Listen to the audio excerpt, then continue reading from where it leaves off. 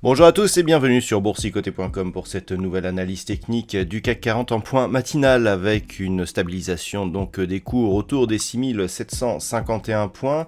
Cette stabilisation avait déjà commencé hier et donc on est toujours ici autour de cette zone. Donc pour l'instant on a du mal à valider ici et à confirmer la poursuite du mouvement haussier impulsé ici lors des pourparlers de cessez-le-feu entre l'Ukraine et la Russie, d'autant plus qu'il semblerait que ces accords, ou ces préaccords en tout cas, ne soient pas respectés dès le début. Du point de vue des indicateurs techniques, on est toujours ici sur une phase relativement neutre au sens des histogrammes du MACD.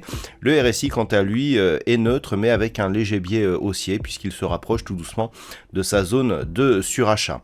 Donc, on a eu des nouvelles concernant justement l'utilisation éventuelle des réserves stratégiques de pétrole par les États-Unis qui ont eu pour effet de faire baisser les cours du WTI. C'est très net depuis hier. Donc cela contribue, je dirais, à maintenir le CAC 40 sur des niveaux ici relativement élevés du point de vue de la tendance court terme, mais ne suffit pas pour confirmer ici la poursuite du mouvement haussier. Hier, nous avons observé des bombardements, la poursuite des bombardements sur certaines zones du nord de l'Ukraine, ce qui tente à montrer que les préaccords ne sont finalement pas respectés, ce qui a rajouté une couche de stress sur les marchés.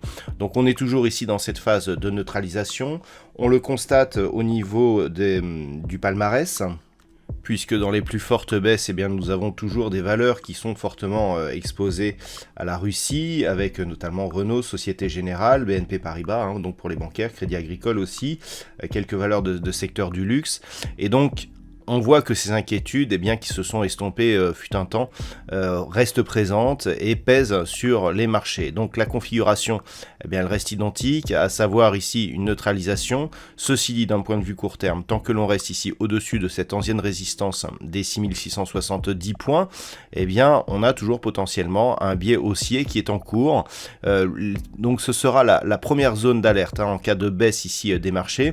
On voit que la moyenne mobile 20 exponentielle va converger et converge déjà avec cette zone de support. Si les cours parviennent à s'extirper ici de cette zone et reprennent leur chemin haussier avec une cassure par exemple de la précédente zone de point haut ici que nous avions eu sur des niveaux proches des 6830 points, on continuera à viser une poursuite en direction des 6895 points, alors qu'à l'inverse, une rupture ici de la zone des 6670 points invaliderait donc l'impulsion haussière qui a été développée donc suite aux annonces de préaccords entre l'Ukraine et la Russie, et on pourrait même avoir un retournement sous cette zone ici des 6522. Donc pour l'instant on en est relativement loin, mais il faudra surveiller ces niveaux.